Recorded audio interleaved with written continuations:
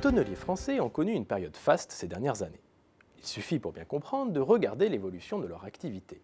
Et que voit-on? Eh bien que le chiffre d'affaires du panel d'entreprises analysé dans cette étude de Xerfi a augmenté de 8% par an en moyenne entre 2011 et 2015. En réalité, les fabricants de tonneaux ont su rebondir grâce à leurs efforts d'innovation, à la qualité de leurs produits et à leur déploiement à l'international, en particulier aux États-Unis. Sûrs de leur force, ils poursuivront dans cette voie et parviendront à conquérir de nouveaux clients en s'appuyant sur leur renommée et sur leur savoir-faire unique.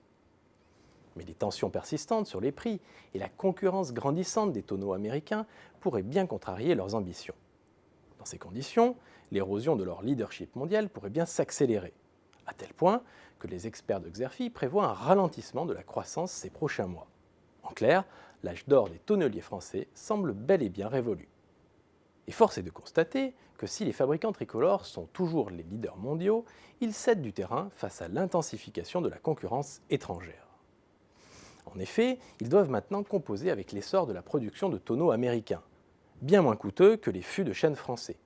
La part des États-Unis dans les exportations mondiales d'ouvrages de tonnellerie a ainsi bondi de 9 points depuis 2011 pour s'établir à 27%, quand celle de la France a fondu de 15 points sur la même période à 48%.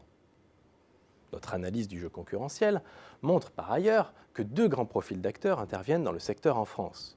D'un côté, il y a les grands groupes comme Eneo ou TFF Group qui disposent de plusieurs filiales et sont pour la plupart présents en amont de la filière. De l'autre, on trouve une multitude de tonnelleries indépendantes. Signalons aussi que le secteur se distingue par le caractère familial de nombreuses structures. Les tonneliers sont par ailleurs confrontés à la hausse de leurs coûts d'approvisionnement, qui pèsent sur leurs marges. D'un côté, les prix du bois raboté flambent sous l'effet de la forte demande mondiale de bois notamment. Et de l'autre, ils ne peuvent plus compter sur un effet prix en raison de la concurrence américaine.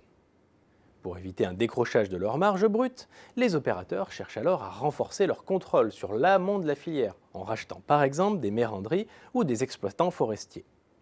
Pour trouver d'autres sources de revenus, ils cherchent également à diversifier leurs débouchés, en particulier dans les services, qui ne représentent pour l'instant qu'à peine 10% de l'activité. C'est le sens de l'acquisition par Eneo d'une société de conseil et de technologie des conduites viticoles et processus œnologiques. Pour se distinguer de la concurrence, les fabricants de tonneaux continueront également à enrichir leur offre et à innover, à l'instar du fût réalisé par Rousseau père et fils, permettant de développer des arômes chocolat et mocha.